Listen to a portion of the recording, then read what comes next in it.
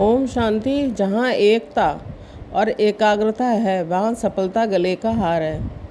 ईर्ष्या स्वयं को भी परेशान करती है और दूसरों को भी परेशान करती है।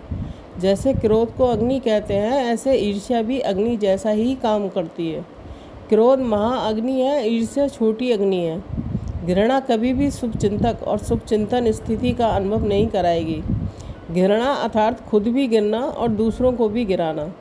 ऐसे क्रिटिसाइज करना चाहें हंसी में करो और चाहे सीरियस होकर करो, लेकिन ये ऐसा दुख देता है जैसे कोई चल रहा हो।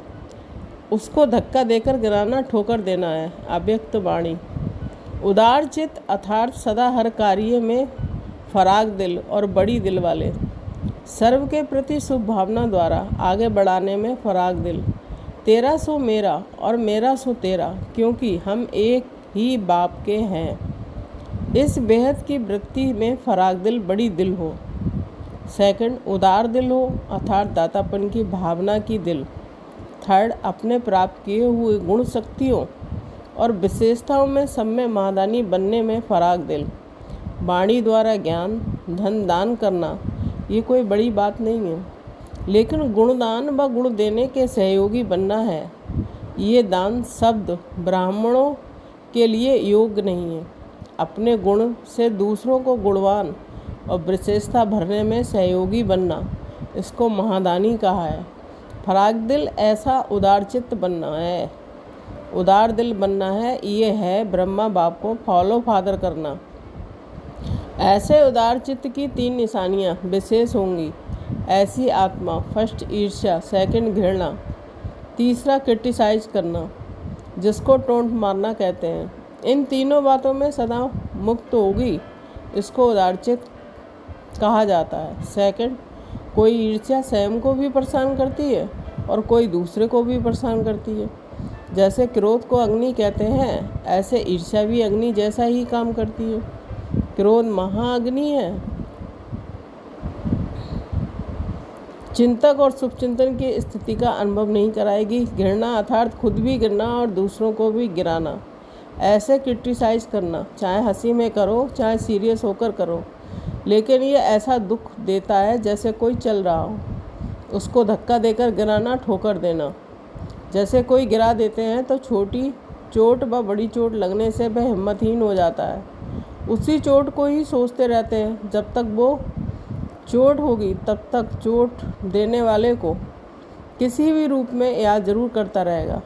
ये साधारण बात नहीं है, इसके लिए कह देना बहुत सहज है, लेकिन हंसी की चोट भी दुख रूप बन जाती है। ये दुख देने की लिस्ट में आता है। जितने आधार स्वरूप हों उतने उद्धार स्वरूप उदार दिल और उदार चित्त बनने के निमित्त स्वरूप। थर्ड, सेवा का सदाकाल ही सफलता का आधार उदारता है। सभी का लक्ष्य और शुभ संकल्प बहुत अच्छा है और एक ही है। सिर्फ एक शब्द ऐड करना है। एक बाप को प्रत्यक्ष करना है। एक बनकर एक को प्रत्यक्ष करना, सिर्फ ये एडिशन करनी है। एक बाप का परिचय देने के लिए अज्ञानी लोग भी उंगली का इशारा करेंगे, 2 उंगली नहीं दिखाएंगे। सहयोगी बनने की निशानी भी 1 उंगली दिखाएंगे।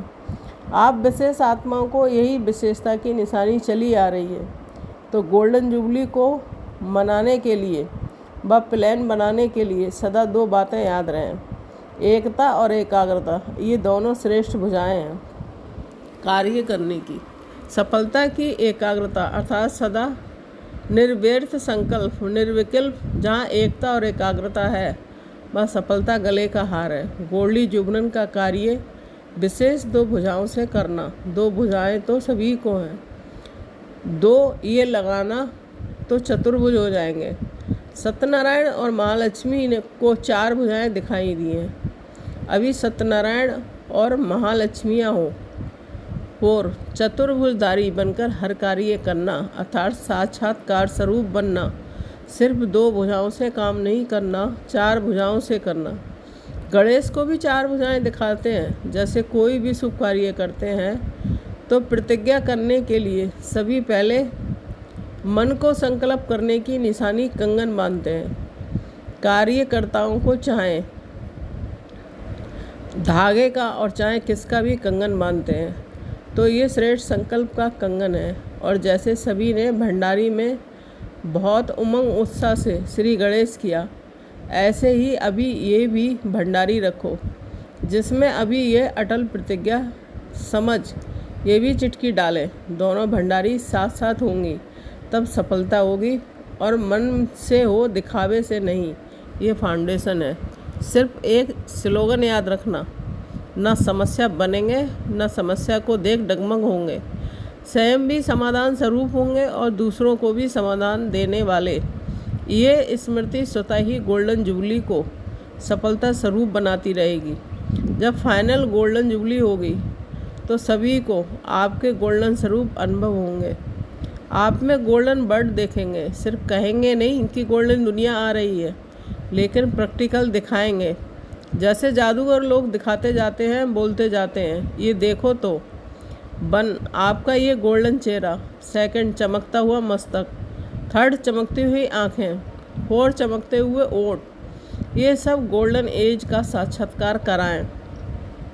जैसे चित्र बनाते हैं, एक ही चित्र में अभी अभी ब्रह्मा देखें और अभी अभी कृष्ण देखें और विष्णु देखें, ऐसे आपका साक्षात्कार हो। अभी अभी फरिश्ता और अभी अभी विश्व महाराजन, विश्व महारानी रूप, अभी अभी साधारण सफ़ेद वस्त्रधारी, ये भिन्न भिन्न स्वरूप आपके इस गोल्डन मूर्त से दिखाई दें। एक एक सितारे में संसार भी है, अकेले नहीं हो। उन सितारों में दुनिया नहीं है, आप सितारों में तो दुनिया है। कमाल तो होनी ही हुई पड़ी है। सिर्फ जो ओटे सो अर्जुन बने, बाकी अर्जुन अर्थात नंबर 1। न समस्या बना न समस्या को देखा, निर्विकल्प और निर्विकारी, तीनों की ही विशेषता हो। ओम शांति।